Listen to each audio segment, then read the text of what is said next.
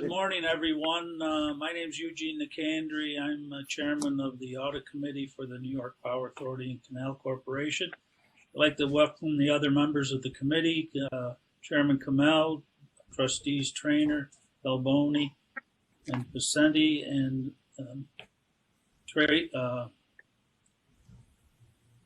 you on the Audit Committee? McGibbon.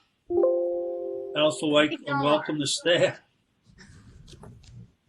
This meeting has been duly noticed under the Opens Meeting Law, and I call it to order.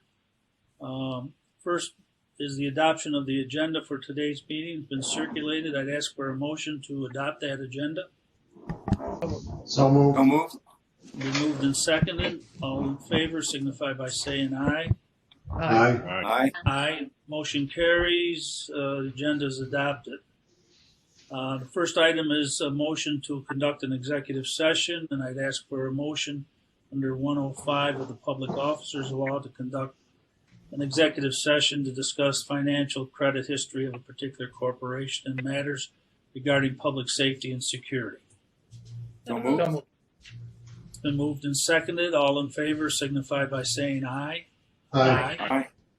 Motion carries. We're going into executive session.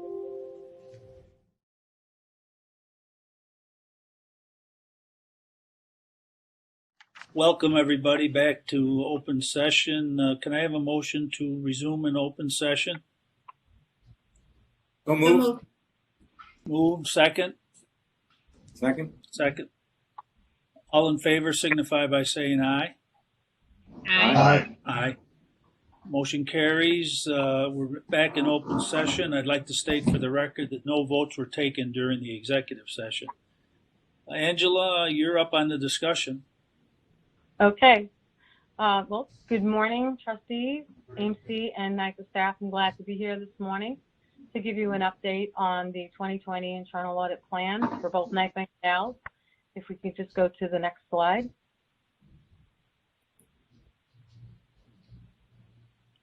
I'll pass the table of contents.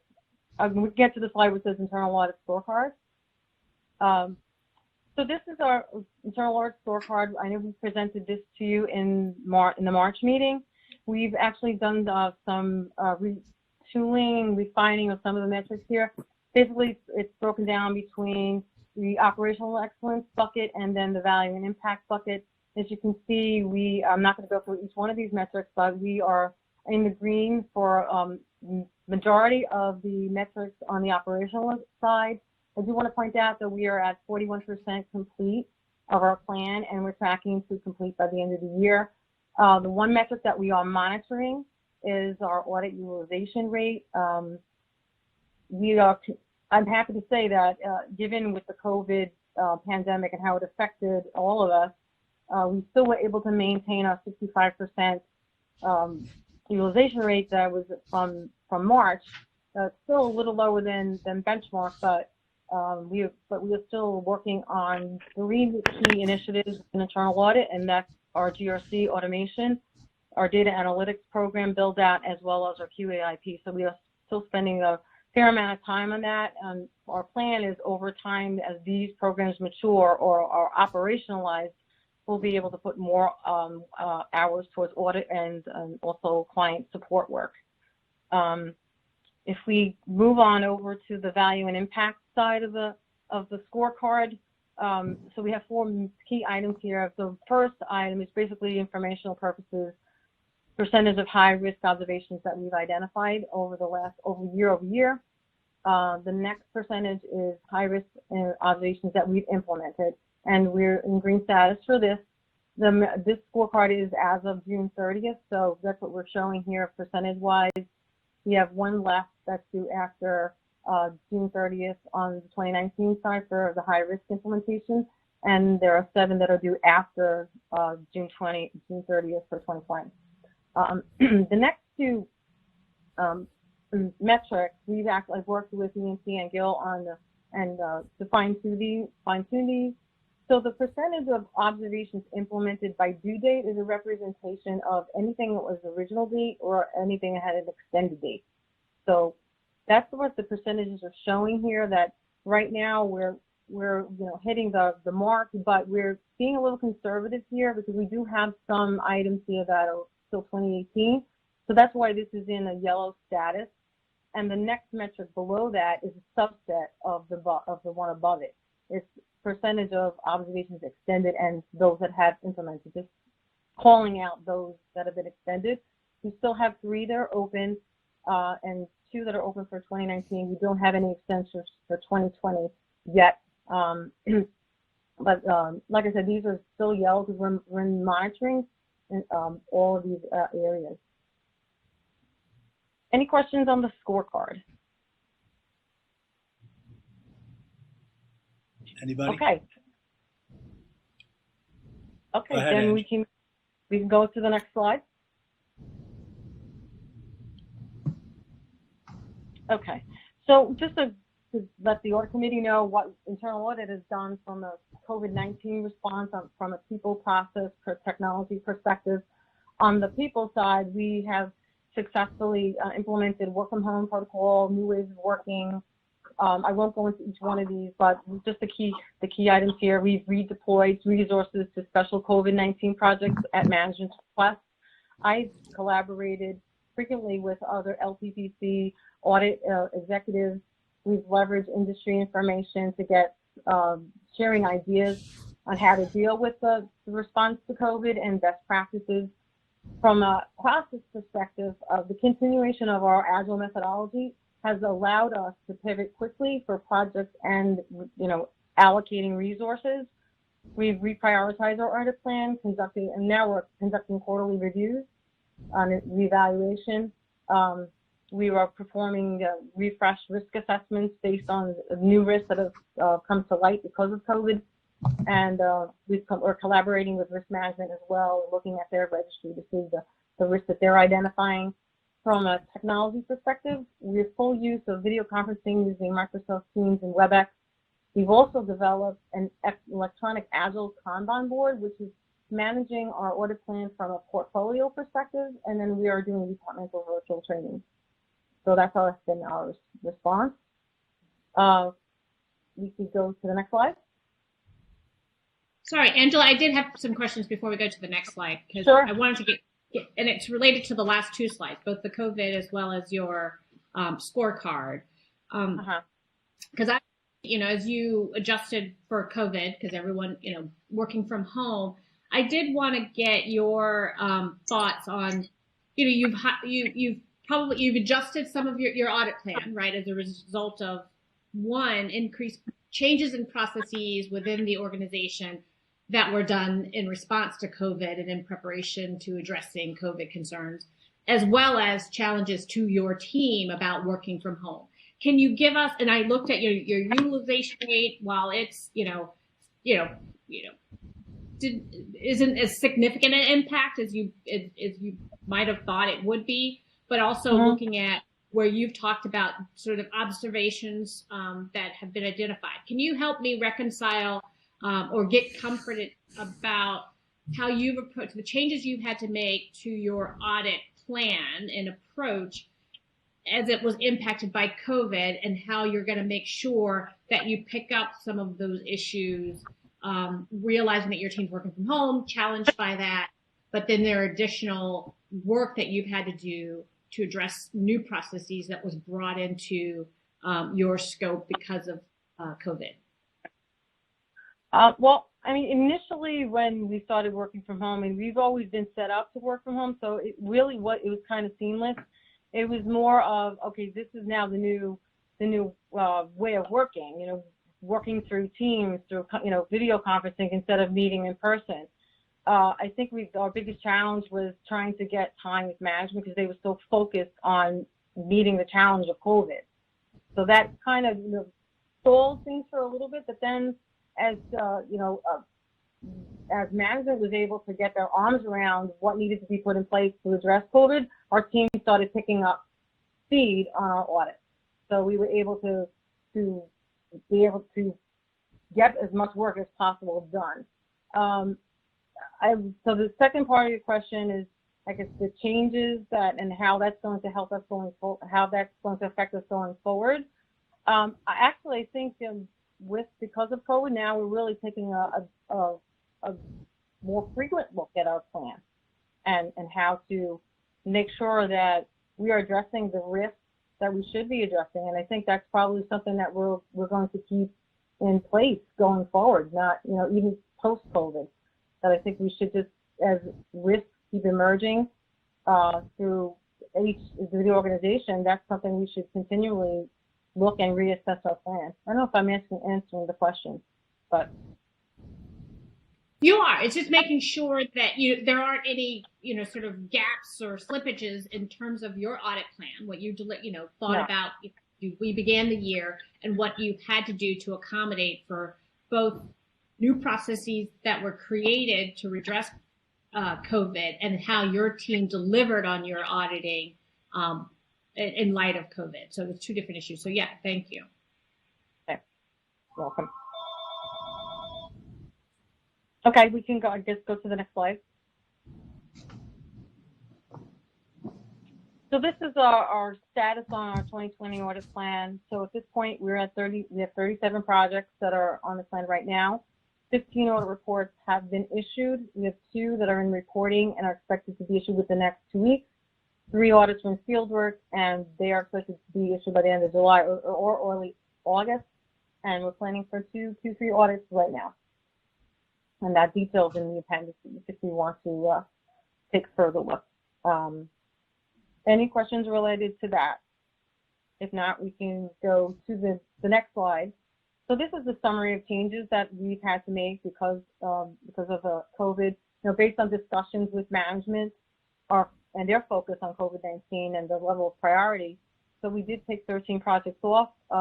Some of them were due to being, projects that were paused or, management just could not support any audit work at the time. And some of them became lower priority. But we are taking a look at them again to see which ones we can potentially add back because some projects have been on pause. Some of them are being funneled into other projects that are already on the plan. We can cover scope. And we've had to change some additional scopes just because of COVID-19 risk. Let's go to the next slide. So Angela, sorry, one question on the slide as I looked at this, because what I understand is sort of you've removed the items that you removed. There were 2 that stood out to me, and not to get too much in the weeds, but around, especially after I read the report that we got from in terms of evaluating our internal controls, the succession planning, which it doesn't matter whether we're in a pandemic or not. It's obviously as one of the responsibilities of the board and the committee, more specifically, around that, like removing that. Can help me understand how it is that we think that that's okay to remove and what you're doing to accommodate that, because that is a key responsibility of ours as a committee and as a board broadly, to evaluate that. And then the other one around our customer digital experience, I would think that is maybe that's subsumed or somewhere else, but help me understand why that would be removed, because that seems to be a key thing that would be very important with all of the efforts across the organization and operation that we've tried to focus on. So those were 2 things that stood out to me that were removed from the plan, and just help me understand why they're not considered as priorities for the organization. Well, at the time that these were removed back in March and April. Succession planning, we just couldn't get the support from HR. They was just so embedded in the COVID response. So this is probably one that we'll take another look at to see if we can add back to the plan. For customer digital experience, we had been involved with that implementation last year. We were going to just continue with the next piece of the implementation. So we've covered this already. But if you think it warrants for us to come back and take a look at the next phase of the implementation, we certainly can add that back on. And Tracy, in terms of succession planning, make sure that Gil at a minimum comes to us and reports directly to us on all of that. So as a board and that interface and interaction, we'll definitely have that yet this year. Okay. Did that answer the question? Yes. All right. Good. Great. Okay, so we can go to the next slide. So this is just our usual remediation status for NIPA. This is as of June 30th, as mentioned. So we have about 17, 2020, 10, 2019, and 3, 2018 NIPA recommendations that are open. The closure of the medium-rated 2018 open recommendations are on track to close by their 2020 due date, and that's on the next couple slides down. You'll see the details of what those open recommendations entail. Next slide, please. This is a remediation status for canals. There's only 7 for 2020 and 2 for 2019. They're also tracking to close on time. The next slide. This is just a breakdown of the percentage of closure at this point, the number and the percentage. And we can go to the next slide. And this is the detail I was describing. This is where this is the 3 that are still open, and these are tied. The remediation for this is tied to automation for Maximo. Initially, that was paused, but now this project has been unpaused. So it's tracking to be ready by the end of Q4. So these should be closing on time. But we're monitoring these closely. Next slide. So Angela, another question. It's back 2 slides where you talked about the remediation status, because the numbers are so significantly different this year than the previous 2 years. And I don't know if it's because because we have improved, or, the organization has strengthened around their control environment, that we don't have as many recommendations. But we're now over halfway through the year with, a total of 30 for 2020, whereas we had, 90 over 100 in the previous 2 years. Help me understand why this year it's so significantly different than previous years, and if we should be concerned about, is there going to be an increase or ramp up, going into the end of the year, or what's causing this difference here?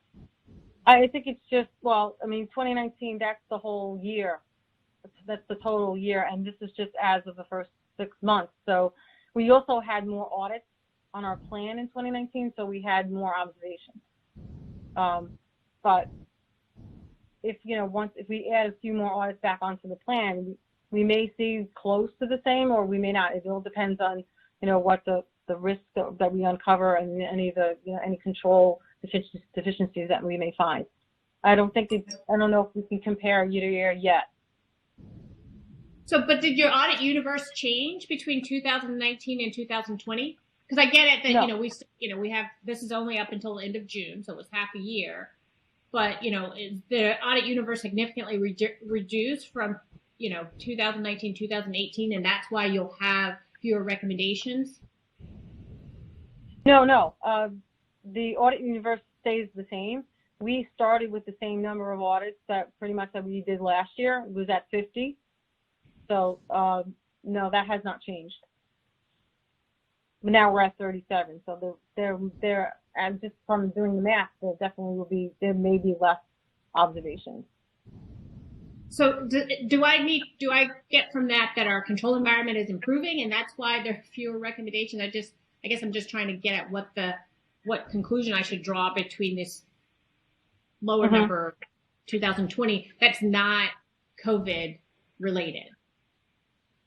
I would say that, our control environment, the things that we're finding are definitely have an impact, but I would say that management is definitely addressing the observations and implementing. So that's what I think is really improving our control environment. The things that we do find that management is putting in remediation for.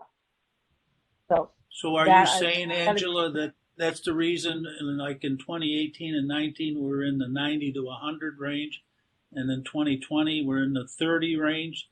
That's about a third of what the previous 2 years. I think that's what Tracy's trying to get at, is why is there only about a third for 2020 of what was the previous 2 years recommendation? The only thing I can answer to that is that it's the time period. It's the number of audits that we've finished 15 audits so far. We have 7 in the pipeline already, but we haven't made conclusions on those yet, because some of them are still in planning. That's what I know of at this point.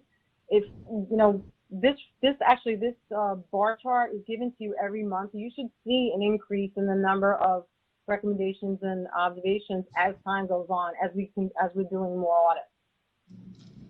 So I think this is just a matter of timing with the numbers. Okay. Okay. Can we go to the next? Not the next slide, and the slide after, I believe. Okay. Briefly, just going over our internal audit transformation highlights. So on the branding side, we're continuing to bring forth the internal audit brand. We haven't been able to visit the sites like we had planned because of COVID, but we will be doing some virtual meetings with sites listed. That should start in August and go through into Q4. All our staff will be involved. We'll have different teams presenting to the sites about what internal audit does, how we can help, why we do what we do, just for a better understanding out into the organization. From an Agile project methodology, so 76% of our audit plan is using Agile, 24% is using traditional, but we have now kind of put in Agile concepts into our traditional approach. So now it's more of a hybrid approach, because our team really enjoys and sees the value in using Agile when they do their work. From an Agile coach perspective, so we were getting support for this from our co-source partner that's completely transitioned to our audit managers. And what our audit managers do when they provide Agile coaching is they sit on meetings with our Agile teams, and they give their guidance and insight to make sure that the process is followed consistently. And this is part of the continuous improvement this is part of Agile, is continuously improving. So we go to the next slide.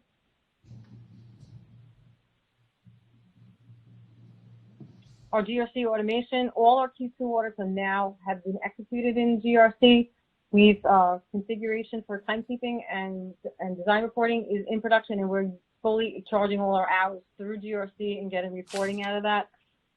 We've had some additional enhancements to our audit system user interface and the overall platform. So as a result of these enhancements that needed to be made, we haven't been able to use the observation management module, but the fixes just went in this week, July 13th, and now we're testing the functionality. But all our observations are continuing to be uploaded into the system we have today, SharePoint, so we can continue to report to EMC and do observation tracking. On the data analytics side, so 53 or 52% of our audit projects have been identified for analytics. 52% of the Q1, Q2 projects have data analytics applied. Our data analytics team has been working with the IT governance team and has brought in 4 vendors. They did demos on different tools we're evaluating.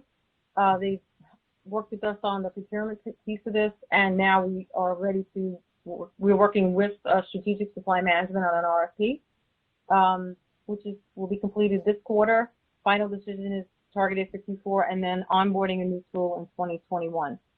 So the build out of the continuous auditing program has been put on hold because of COVID. This has been delayed a little bit, but once this tool gets on board, we will be full steam ahead and building out the continuous auditing program.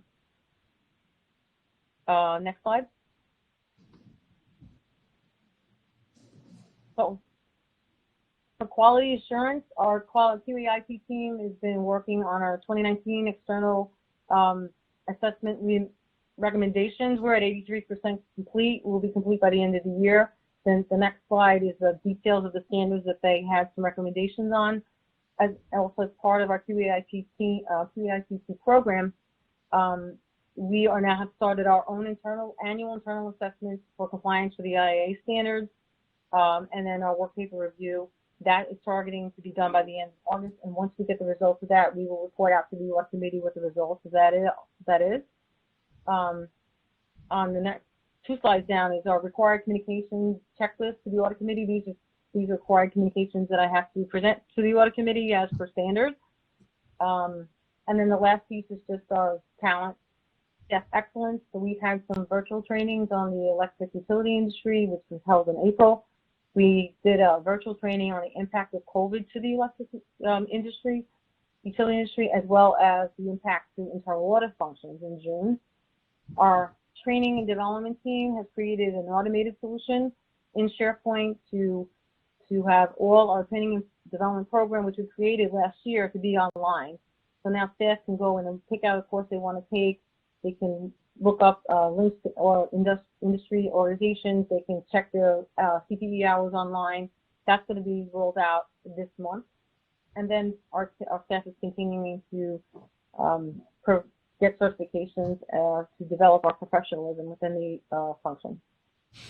And the remaining slides, I believe, are all the 2 I mentioned related to the QIP, and then the rest are just appendices.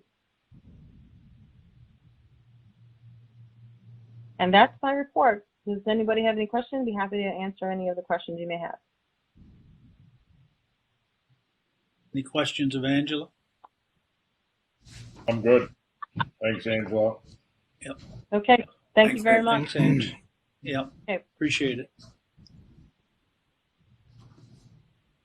Gil? We're good, Judge. I think you have just a quick vote on the consent agenda and then next meeting. Okay. Can we have a vote on the consent agenda? Motion to approve the consent agenda? So moved. Second? All those in Second. favor signify by saying aye. Aye. Aye. Aye. Motion carries. The next item is December 2020 meeting by video conference, unless there's a need to call one in between. If not, we'll have a motion to adjourn. So moved. Second? Second. It's moved and seconded. All in favor signify by saying aye. Aye. Aye. Motion Aye. carries. The audit committee meeting is closed.